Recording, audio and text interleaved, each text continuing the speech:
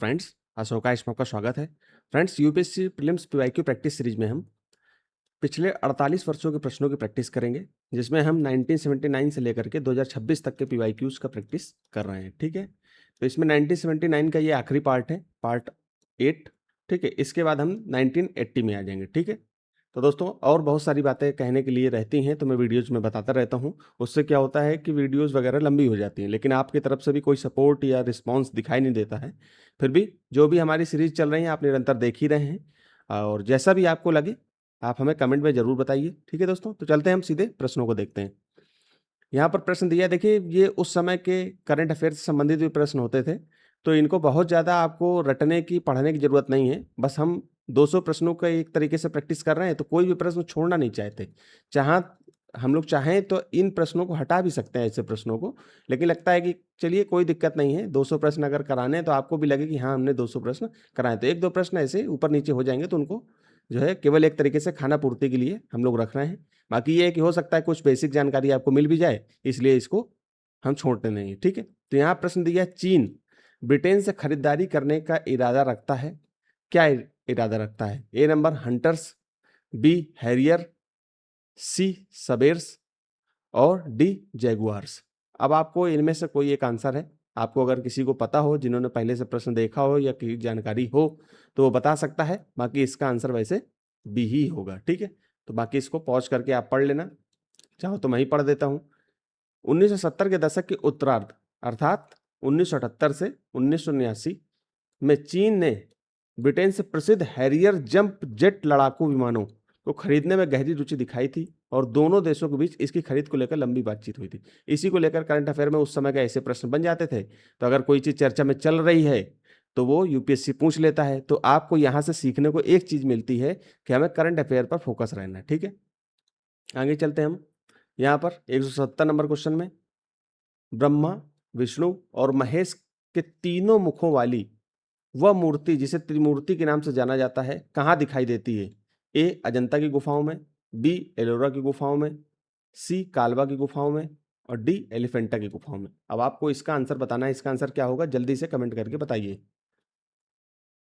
इसका आंसर होगा डी एलिफेंटा की गुफाओं में। चलिए देख लेते हैं, इसको पढ़ लेते हैं। एलिफेंटा की गुफाएं लिखा हुआ है, त्रिमूर्ति अर्थात मूर्ति एलिफेंटा की गुफाओं।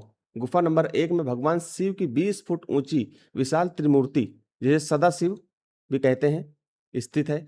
3 मुख यह मूर्ति निर्माण कला का अद्भुत नमूना है, जिसमें शिव के 3 रूपों सृजक, रक्षक और संहारक को दर्शाया गया है, जिन्हें आम भाषा में ब्रह्मा, विष्णु और महेश के प्रतीकात्मक रूप में भी जाना जाता है। ठीक है, स्थान इसका कहाँ है? एलिफेंटा गुफाएं, जो महाराष्ट्र के मुंबई हार्बर में एलिफेंटा द्वीप पर स्थित है। ठीक है, ये आपको पता होना चाहिए। चलते हैं आगे। औरंगजेब के शासनकाल के दौरान निम्नलिखित में से कौन कौन सी संस्थाएं, ठीक है, इनकी सरकार में शामिल नहीं थी?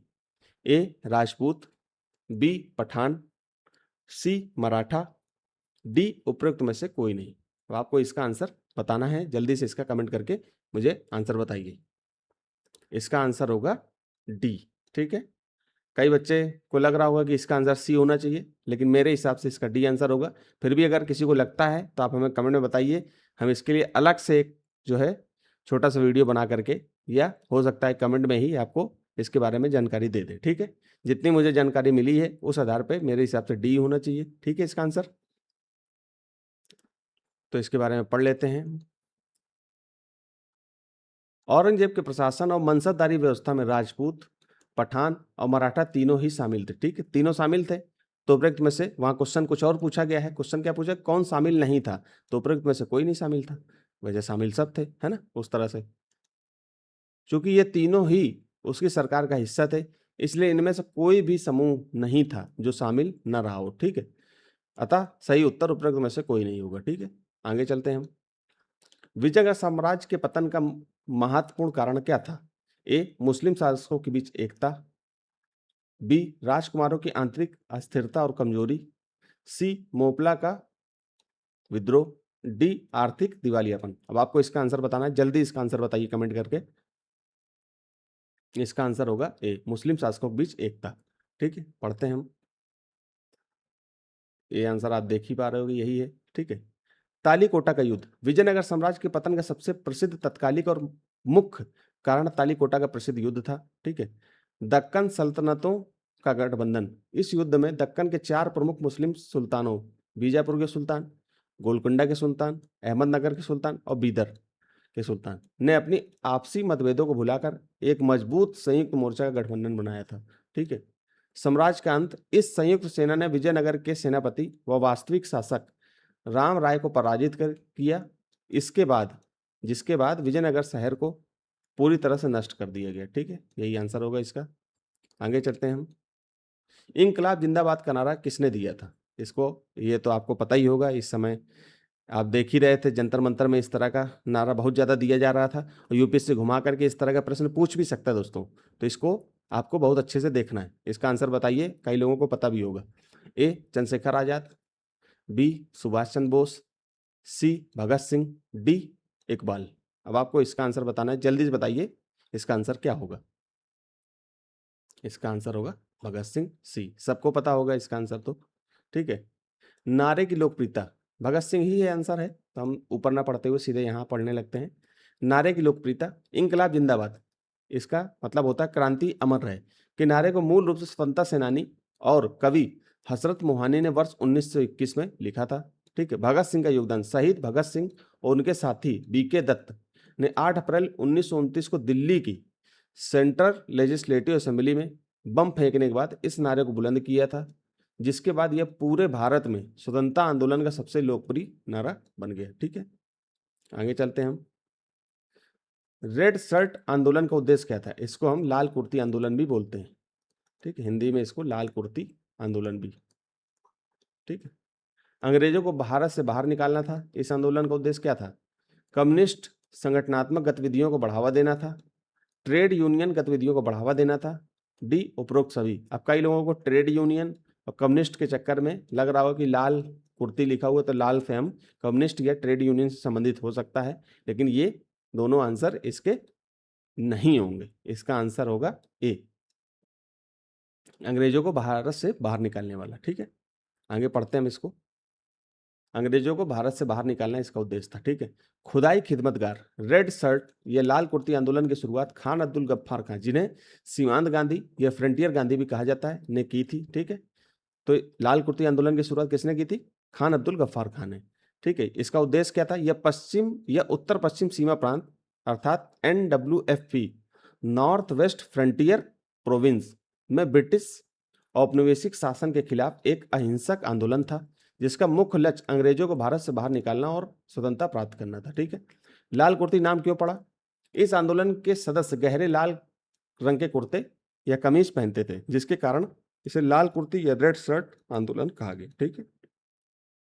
तो इसके बारे में आपको अच्छे से पता ही होगा। अब आगे चलते हैं हम लोग।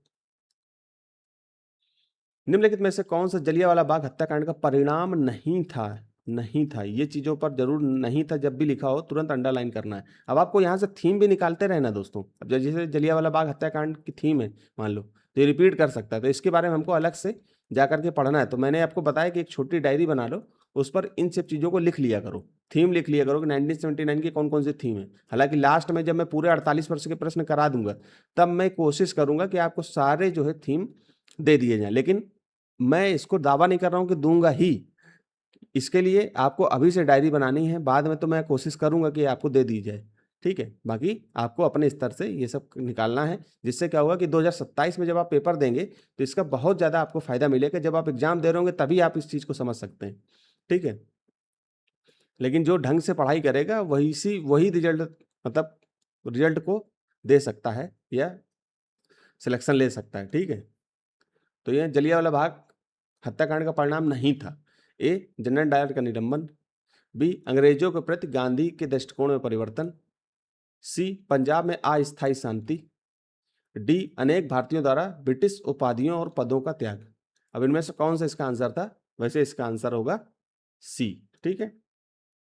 पंजाब में अस्थायी शांति नहीं, अशांति थी। ठीक है। बाकी जनरल डायर का निलंबन, अंग्रेजों के प्रति गांधी के दृष्टिकोण में परिवर्तन आ गया था, ये तो था ही, जलियांवाला बाग हत्याकांड के बाद हुआ था। और अनेक भारतीयों द्वारा ब्रिटिश उपाधियों पदों का त्याग भी किया गया था। ठीक है, ये सब किया गया था, यहाँ नहीं पूछा गया, इस आधार पर इसका आंसर सही होगा। आगे इसके बारे में पढ़ते हैं हम। पंजाब में अस्थायी शांति। ठीक है, ऐतिहासिक संदर्भ पढ़ते हैं। 13 अप्रैल 1919 को हुए जलियांवाला बाग हत्याकांड के बाद पूरे पंजाब में व्यापक आक्रोश, विरोध प्रदर्शन और अशांति का माहौल पैदा हो गया था। इसलिए वहां शांति स्थापित होने के बजाय तनाव और अधिक बढ़ गया था। ठीक है, अन्य विकल्पों का विश्लेषण हम लोग देख लेते हैं जो इसके परिणाम थे। ठीक है, यहाँ पर नहीं पूछा था, इस आधार पर सी हो गया था। और जो इसके परिणाम सच में थे उनके बारे में, जनरल डायर का निलंबन, घटना की जांच के लिए गठित हंटर आयोग की सिफारिशों के बाद जनरल डायर को उनके पद से हटा दिया गया, अर्थात निलंबित कर दिया गया, वापस ब्रिटेन भेज दिया गया था। ठीक है, फिर गांधी जी के दृष्टिकोण में परिवर्तन। इस क्रूर घटना के बाद गांधी जी का अंग्रेजों की न्यायप्रियता से विश्वास उड़ गया और वे ब्रिटिश सरकार के सहयोगी होने के बजाय असहयोगी बन गए। ठीक है, जिससे आगे चलकर 1920 में असहयोग आंदोलन की शुरुआत हुई। आपको पता है असहयोग आंदोलन यहीं से शुरू हो गया था। उपाधियों और पदों का त्याग। अब देखिए यूपीएससी यहीं से घुमा फिरा करके प्रश्न पूछता है, अभी हाल फिलहाल में प्रश्न ऐसे पूछे गए हैं। ठीक है दोस्तों, तो थोड़ा सा याद रखना इन सब चीजों को, यहीं से थीम उठाता है यूपीएससी और प्रश्न घुमा देता है, बस थोड़ा सा संदर्भ इधर उधर रखेगा, लेकिन आपने अगर सही से पढ़ा होगा तो प्रश्न को आप आराम से कर लोगे। ठीक है, इसीलिए यहाँ से ये सीरीज पढ़ाई जा रही है आपको 1979 से, जिससे क्या हो कि आप जब प्रश्न को देखो और उसके डिस्क्रिप्शन को आप पढ़ लो तो आपका अगले वर्ष का जो पेपर है वो आसानी से निकल सकता है। ठीक है, उपाधि और पदों का त्याग। इसके विरोध में रविन्द्रनाथ टैगोर ने अपनी नाइटहुड की उपाधि और महात्मा गांधी ने कैसरे हिंद की उपाधि ब्रिटिश सरकार को लौटा दी थी। ठीक है, देखते हैं अगला प्रश्न। बेजेंटाइन सरकार की तुलना में चोलों की सरकार से की जाती है। ठीक है, बेजेंटाइन सरकार की तुलना चोलों की सरकार से की जाती है, किस संदर्भ में की जाती है? अब आपको इसका आंसर बताना है। ए, ग्रामीण लोकतंत्र के संदर्भ में, बी, प्रशासनिक व्यवस्था के संदर्भ में, सी, भू राजस्व संग्रह प्रणाली के संदर्भ में, और डी, धन का प्रदर्शन के संदर्भ में। अब आपको बताना है इसका आंसर क्या होगा। 183 का आंसर होगा बी। ठीक है, प्रशासनिक व्यवस्था के संदर्भ में हम लोग तुलना करते हैं। पढ़ लेते हैं इसको भी। प्रशासनिक व्यवस्था लिखा ही एडमिनिस्ट्रेटिव सिस्टम। ऐतिहासिक तुलना। प्रसिद्ध इतिहासकारों द्वारा चोल साम्राज्य की अत्यधिक केंद्रीकृत, सुगठित और नौकरशाही संरचना की तुलना यूरोपीय बेजेंटाइन साम्राज्य से प्रशासनिक व्यवस्था से की जाती है। ठीक है, समानता। बेजेंटाइन साम्राज्य की तरह चोल राजाओं के पास भी एक विशाल केंद्रीकृत नौकरशाही, शक्तिशाली सेना और एक सुव्यवस्थित शासन प्रणाली अर्थात प्रशासनिक मशीनरी थी जो सीधे केंद्र से संचालित होती थी। ठीक है, इस प्रकार इसका आंसर ये हो गया। आगे चलते हैं, हम देखते हैं।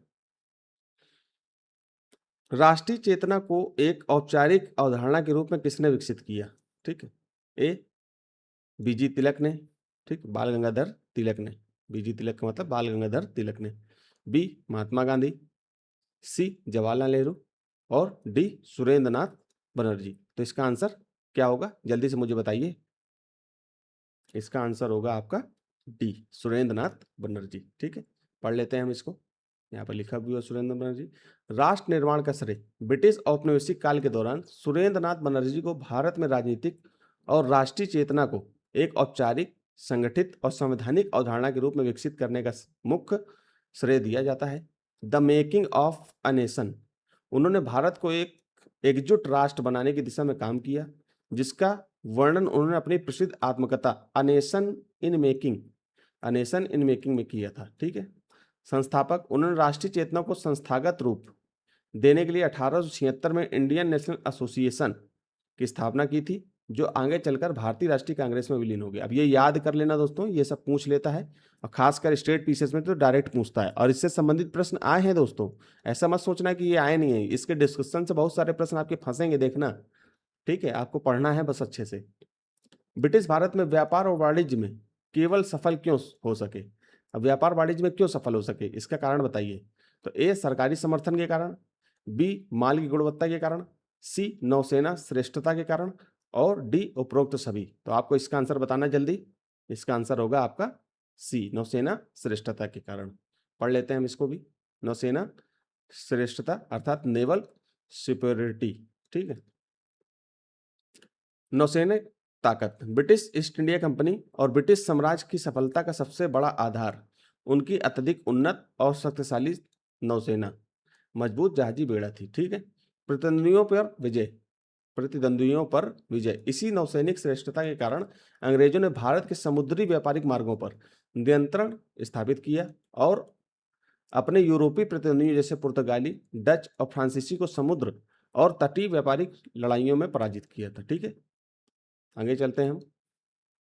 इनमें से कौन सी इंडो आर्यत भाषा नहीं है?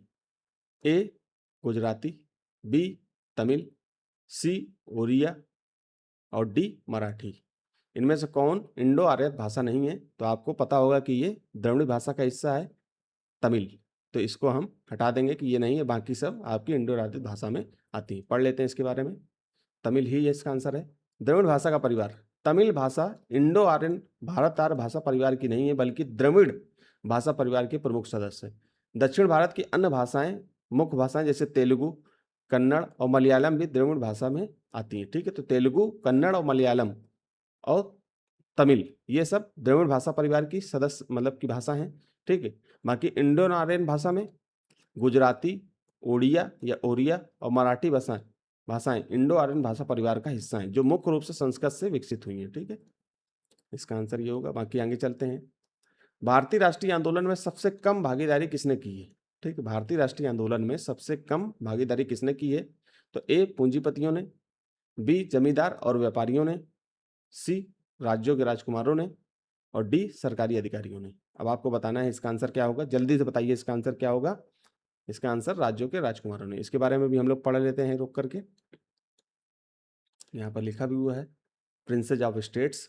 ठीक है, देशी रियासतें और ब्रिटिश हित। स्वतंत्रता आंदोलन के दौरान अधिकांश देशी रियासतों के राजा और राजकुमार अपने निजी हितों और गद्दी को सुरक्षित रखने के लिए ब्रिटिश शासन के प्रति वफादार बने रहे। ठीक है, दूरी बनाए रखना। उन्होंने स्वयं को भारतीय राष्ट्रीय कांग्रेस के आंदोलनों और राष्ट्रव्यापी राष्ट्रवादी गतिविधियों से मुख्य रूप से अलग रखा, जिसके कारण राष्ट्रीय आंदोलन में उनकी भागीदारी सबसे कम या नगण्य मानी जाती।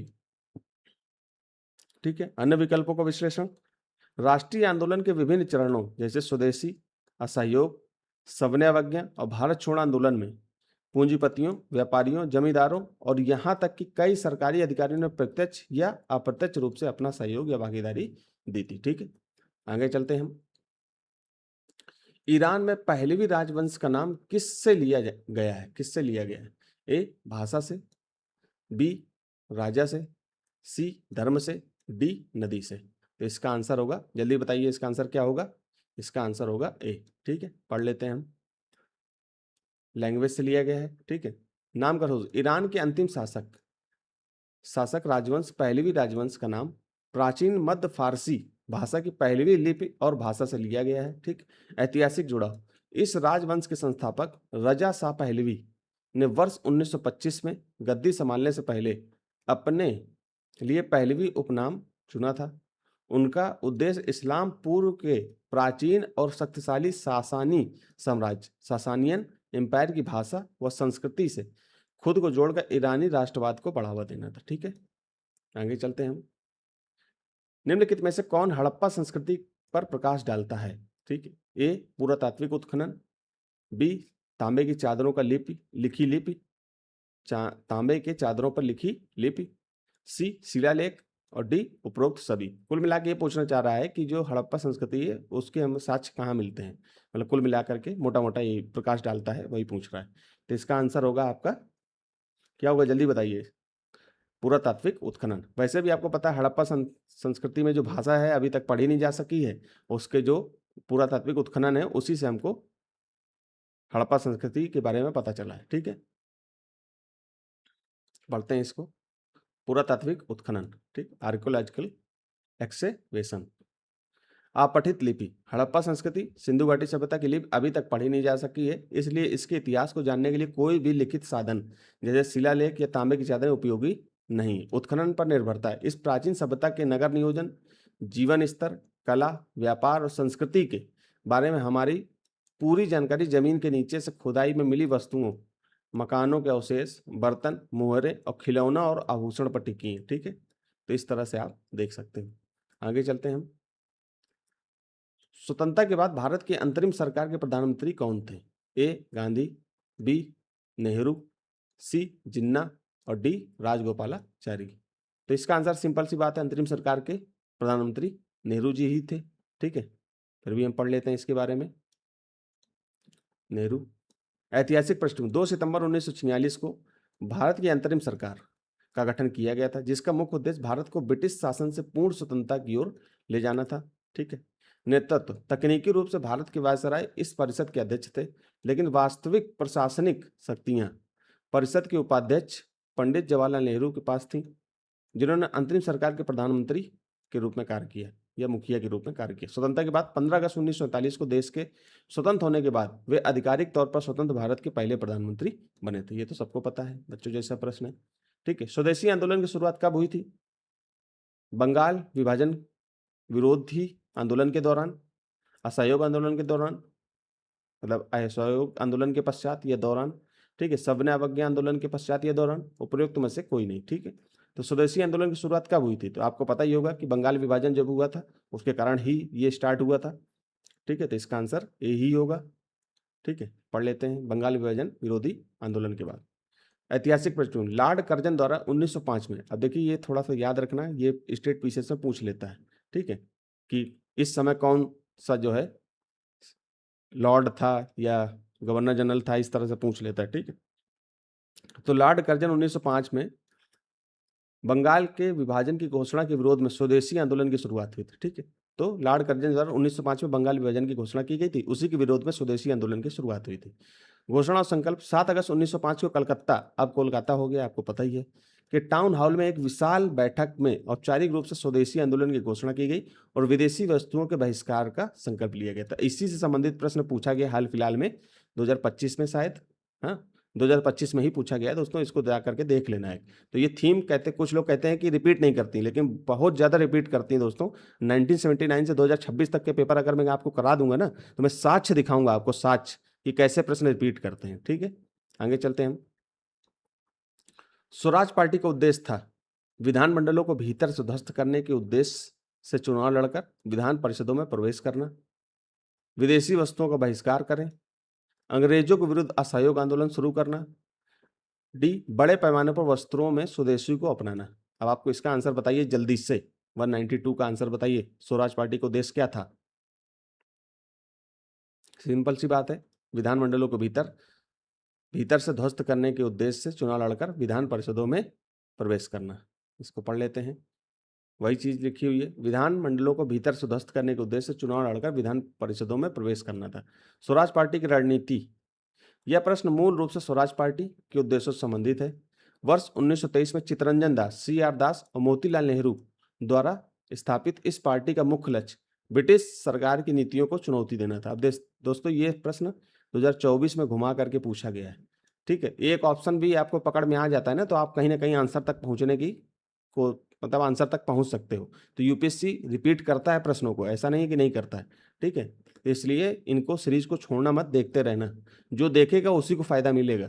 भीतर से रुकावट, स्वराजवादियों की मुख्य रणनीति यह थी कि ब्रिटिश सरकार द्वारा आयोजित चुनावों में भाग लेकर विधान परिषदों में प्रवेश किया जाए, वहां पहुंचकर वे बजट को अस्वीकार करके और सरकारी विधेयकों से अड़ंगा लगाकर औपनिवेशिक प्रशासनिक व्यवस्था को भीतर से बाधित या ध्वस्त करना चाहते थे। ठीक है, तो इसका आंसर आपको पता ही होगा।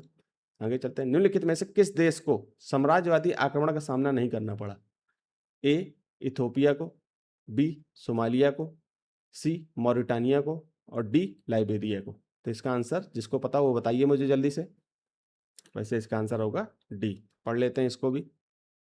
लाइबेरिया साम्राज्यवादी अछूता देश। 19वीं और 20वीं शताब्दी में जब यूरोपीय शक्तियों ने पूरे अफ्रीका महाद्वीप को आपस में बांट लिया था, ठीक है, तब लाइबेरिया एकमात्र ऐसा देश था जिसे किसी भी बाहरी साम्राज्यवादी आक्रमण या औपनिवेशिक नियंत्रण का सामना नहीं करना पड़ा था। ठीक, स्थापना, लाइबेरिया की स्थापना अमेरिका से मुक्त कराए गए अश्वेत दासों द्वारा की गई थी। वर्ष 1847 में इसने खुद को एक स्वतंत्र गणराज्य घोषित किया था। अमेरिका के साथ विशेष संबंधों के कारण यूरोपीय ताकतों ने इस पर आक्रमण नहीं किया था। ठीक है, इथोपिया के साथ अंतर, कई लोग इथोपिया को भी स्वतंत्र मानते हैं, लेकिन इथोपिया को इटली द्वारा किए गए भीषण साम्राज्यवादी आक्रमणों का सामना करना पड़ा था, इसलिए आक्रमण न झेलने के संदर्भ में लाइबेरिया ही सबसे उपयुक्त उत्तर है। ठीक है, क्वेश्चन, क्योंकि क्वेश्चन जो पूछा जा रहा है वो उसका आंसर बताना है आपको। साम्राज्यवादी आक्रमण की बात कर रहा है यहाँ पर, ये नहीं कह रहा है कि एग्जैक्टली एक देश के नाम पर। तो इटली ने किया ही था कहीं ना कहीं इथोपिया पर, और लाइबेरिया मुक्त रहा, तो लाइबेरिया सबसे मतलब एग्जैक्ट आंसर लाइबेरिया ही होगा। ठीक है, आगे चलते हैं हम। स्वराज पार्टी की स्थापना किसने की थी? अभी हम लोग ऊपर पढ़ के भी आए हैं। ठीक है, ए मोतीलाल नेहरू, बी जवाहरलाल नेहरू, सी बाल गंगाधर तिलक अर्थात बीजी तिलक, और डी सी राजगोपालाचारी। अब आपको आंसर बताना है इसका। स्वराज पार्टी की स्थापना किसने की थी? तो आपको पता है, क्या पता है? इसका आंसर मोतीलाल नेहरू ही होगा। ठीक है, सी आर दास और मोतीलाल नेहरू। यहाँ ऊपर लिखा भी था, आप चाहो तो देख सकते हो। यहाँ कहाँ लिखा था? ऊपर लिखा था, आपको मैंने शायद दिखाया था ऊपर कहीं पर। चलो अभी आगे पीछे दिखा दूंगा बाद में। ठीक है, यहाँ पर लिखा, यहाँ लिखा भी हुआ है नीचे। अब वहाँ दिखाने की क्या जरूरत है, यहाँ लिखा ही हुआ है मोतीलाल नेहरू इसका आंसर है। वैसे ऑप्शन में मोतीलाल नेहरू दिया हुआ है, वैसे दो लोग हैं। ठीक है, स्वराज पार्टी की स्थापना 1 जनवरी 1923 को देशबंधु चितरंजन दास, सी आर दास और पंडित मोतीलाल नेहरू ने मिलकर की थी। ठीक है, भूमिकाएं, इस पार्टी में चितरंजन दास अध्यक्ष थे और मोतीलाल नेहरू इसके सेक्रेटरी थे अर्थात सचिव थे। दिए गए विकल्पों में सी आर दास का नाम नहीं है, इसलिए मोतीलाल नेहरू इसका सही उत्तर होगा। वही चीज जो मैंने बताई। गठन का कारण, वर्ष 1922 में गांधी जी द्वारा असहयोग आंदोलन वापस लिए जाने के बाद ये नेता कांग्रेस के भीतर रहकर चुनाव लड़कर परिषदों में प्रवेश करना चाहते थे। ठीक है, आगे चलते हैं हम। भारत की स्वतंत्रता के समय ब्रिटेन में कौन सी पार्टी सत्ता में थी? ठीक है, भारत की स्वतंत्रता के समय ब्रिटेन में कौन सी पार्टी सत्ता में थी? अभी इससे पहले एक प्रश्न पूछा गया था 2-3 दिन पहले, मैंने कराया था कि उस समय कौन वहां का प्रधानमंत्री था। तो आपने आंसर भी दिया था इसका, क्लेमेंट एटली। ठीक है, और लेकिन वहां पर पार्टी कौन सी थी? तो A labour party, B conservative party, C liberal party, इनमें से कोई नहीं। अब आपको बताना है इसमें कौन सी पार्टी वहां पर सत्ता में थी और उसके प्रधानमंत्री कौन थे, ये भी मुझे कमेंट करके बताओ। अभी मैंने वैसे बता दिया है, वैसे इसका आंसर आप बताइए जल्दी, क्या होगा जल्दी बताइए। आप लोग आंसर नहीं बताते दोस्तों, जब आंसर नहीं बताते तो थोड़ा सा मुझे अच्छा नहीं लगता है। ठीक है, वैसे इसका आंसर ए होगा, लेबर पार्टी। ठीक है, पढ़ लेते हैं हम। लेबर पार्टी यहाँ लिखा हुआ है। सत्ता अनुदल, 15 अगस्त 1947 को जब भारत स्वतंत्र हुआ उस समय ब्रिटेन में लेबर पार्टी की सरकार थी। ठीक है, ब्रिटिश प्रधानमंत्री उस समय लेबर पार्टी के नेता क्लेमेंट एटली, देखिए यहाँ पर लिखा हुआ है, ब्रिटेन के प्रधानमंत्री थे। उन्होंने ही ऐतिहासिक भारतीय स्वतंत्रता अधिनियम 1947 को ब्रिटिश संसद में पारित कराया था। ठीक है, इस तरह ये आंसर हो गया। आगे चलते हैं हम। जनसंख्या में कमी का अर्थव्यवस्था पर संभावित प्रभाव क्या होगा? अब देखिए, जनसंख्या जब कम होगी अर्थात जनसंख्या क्या होगी, कम होगी, तो प्रति व्यक्ति आय क्या हो जाएगी? आपको बताना है। ए प्रति व्यक्ति आय में वृद्धि होगी, प्रति व्यक्ति आय में कमी आएगी, निवेश में वृद्धि होगी, और डी बचत में कमी आएगी। अब आपको इसका आंसर बताना है, जल्दी से इसका आंसर बताइए। मैं अपेक्षा कर रहा हूं कि आप इसका आंसर बताओगे मुझे। इसका आंसर होगा प्रति व्यक्ति आय में वृद्धि। अब देखिए, आपके पास संसाधन सीमित है। ठीक है, संसाधन आपके पास सीमित है, संसाधन सीमित है। जब संसाधन सीमित होंगे तो जनसंख्या जब कम होती जाएगी, ये कम हो जाएगी, तो संसाधन तो आपके उतने ही हैं, तो जनसंख्या के हिसाब से प्रति व्यक्ति आय सबकी क्या हो जाएगी, बढ़ जाएगी। तो प्रति व्यक्ति आय आपकी वृद्धि हो जाएगी। फिर भी हम पढ़ लेते हैं इसके बारे में। प्रति व्यक्ति आय में वृद्धि, सैद्धांतिक संदर्भ। यह प्रश्न पारंपरिक रूप से मालथूसियन सिद्धांत या जनसंख्या के इष्टतम सिद्धांत ऑप्टिमम थ्योरी ऑफ पॉपुलेशन के उस आर्थिक परिप्रेक्ष्य पर आधारित है जहां जनसंख्या का दबाव संसाधनों पर बहुत अधिक होता है। ठीक है, यदि किसी अर्थव्यवस्था में उत्पादन या राष्ट्रीय आय स्थिर रहती है या धीमी गति से बढ़ती है और उसकी तुलना में जनसंख्या कम या घट जाती है, तो संसाधनों का बंटवारा कम लोगों में होगा। ठीक है, इसके परिणाम से गणितीय रूप से प्रति व्यक्ति आय बढ़ जाएगी। सीधी सिंपल सी बात है। ठीक है, आगे चलते हैं हम। कौन सा राज्य काजू का सबसे बड़ा उत्पादक है? ए तमिलनाडु, बी असम, सी केरल, डी पंजाब। अब आपको इसका आंसर बताना है, जल्दी से इसका आंसर बताइए। सी केरल है, लेकिन वर्तमान में अभी महाराष्ट्र ही काजू का सबसे बड़ा उत्पादन करता है। ठीक है, उत्पादक है। पढ़ लेते हैं, इसका आंसर केरल है। ऐतिहासिक संदर्भ, उस समय 1970 और 80 के दशक में केरल भारत में काजू का सबसे बड़ा उत्पादक राज्य हुआ करता था। वर्तमान स्थिति अतिरिक्त जानकारी के अनुसार हम बता रहे हैं। कि समय के साथ काजू उत्पादन के आंकड़ों में बदलाव आया। वर्तमान समय में भारत में महाराष्ट्र काजू का सबसे बड़ा उत्पादक राज्य है, जबकि आंध्र प्रदेश दूसरे स्थान पर है। पूछ लेता है दोस्तों, इसलिए याद रखना। उड़ीसा तीसरे स्थान पर है। चूंकि दिए गए विकल्पों में महाराष्ट्र शामिल नहीं है, इसलिए ऐतिहासिक पेपर के अनुसार केरल ही इसका सही उत्तर होगा। ठीक है, आगे चलते हैं हम। निम्नलिखित में से किस राज्य में पंचायती राज व्यवस्था नहीं है? ए नागालैंड में, बी असम में, सी केरल में और डी पश्चिम बंगाल में। सिंपल से आपको पता है कि नागालैंड में पंचायती राज व्यवस्था नहीं होगी, वहां पर जनजातीय परिषदें चलती हैं। ठीक है, और दिल्ली में भी पंचायती राज व्यवस्था नहीं है। ठीक है, ये भी याद रखना। केंद्र शासित प्रदेश दिल्ली में भी पंचायती राज व्यवस्था नहीं है। फिर भी हम पढ़ लेते हैं इसको। नागालैंड इसका आंसर है। संवैधानिक प्रावधान, भारतीय संविधान के भाग 9 अनुच्छेद 243 के तहत भारत के कुछ राज्यों और जनजातीय क्षेत्रों को पंचायती राज व्यवस्था से छूट दी गई है। ठीक है, अपवाद राज्य, अपवादिक राज्य मतलब भारत में 3 राज्यों नागालैंड, मेघालय और मिजोरम में पारंपरिक स्थानीय जनजातीय परिषदों की उपस्थिति के कारण पंचायती राज व्यवस्था लागू नहीं है। ठीक है, अन्य क्षेत्र इसके अलावा केंद्र शासित प्रदेशों में दिल्ली में भी पंचायती राज व्यवस्था नहीं है, जो मैंने अभी आपको बताया। आगे चलते हैं हम। बेरोजगारी बीमा के परिणाम स्वरूप होगा। अब देखिए, बेरोजगारी के समय जो आप बीमा करा लेते हैं कि बेरोजगार, अगर आप कुछ समय के लिए बेरोजगार हो जाते हैं तो वो पैसा आपको मिलेगा, तो आप क्या करेंगे? कुल मिला के बात ये है प्रश्न। ए उपभोग स्तर का रख रखाव, बी उपभोग स्तर में कमी, सी बचत में कमी और डी बचत में वृद्धि। अब आप ये बताइए कि इसका आंसर क्या होगा? बेरोजगारी बीमा के परिणाम स्वरूप क्या होगा? इसका आंसर सीधी सी बात है, ए होगा उपभोग स्तर का रख रखाव। अब देखिए, जब व्यक्ति मान लो कि एक समय अब व्यक्ति नौकरी कर रहा है, कुछ समय के लिए बेरोजगार हो गया, फिर नौकरी करने लगा। अब इस समय जब भी ये बेरोजगार हुआ, इस समय जब ये बेरोजगार हुआ, तो इस समय वो खर्चा कैसे चलाएगा? तो उस समय के उपभोग करने के लिए, घर के मेंटेनेंस के लिए ये जो बेरोजगारी बीमा है वो काम करता है। ठीक है, बाकी इसके बारे में और पढ़ लेते हैं हम। उपभोग स्तर का रखरखाव, मेंटेनेंस ऑफ कंजम्पशन लेवल।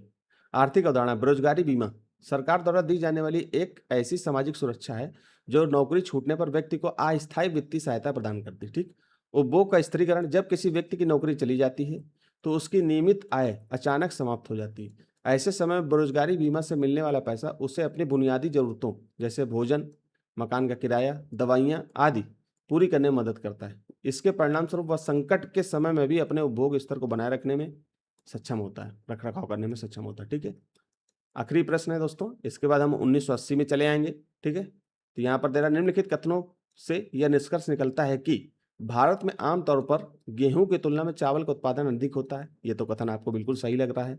ठीक है, तो जहां जहां एक है, अब देखिए ये अब पैटर्न थोड़ा सा आपको नया वाला मिलने वाला शुरू हो गया।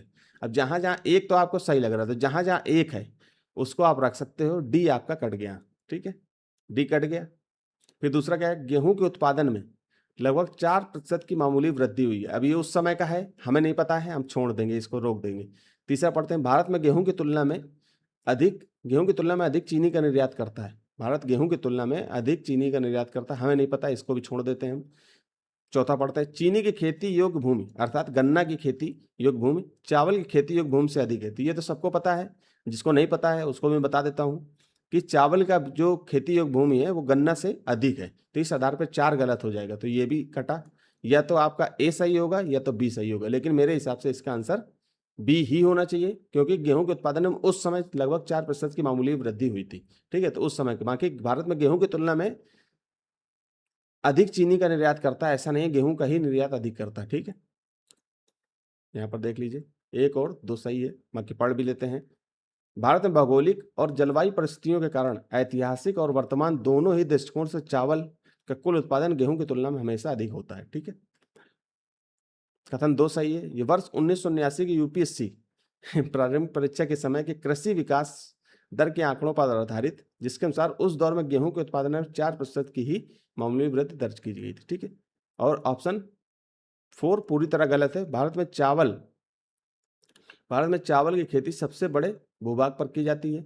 चीनी की खेती योग्य भूमि चावल की तुलना में बहुत कम है। ठीक है, मतलब गन्ने की खेती योग्य भूमि चावल की तुलना में बहुत कम है। चूंकि 4 गलत है, इसलिए सी और डी अपने आप बाहर हो जाते हैं। तो 4 इसी आधार पर भी गलत हो जाएगा कि भारत जब कम भूमि होगी तो कम उत्पादन होगा, तो हम निर्यात अपने उपभोग के लिए कर लें, यही बहुत बड़ी चीज़ है ना। इस तरह से भी आप काट सकते हो।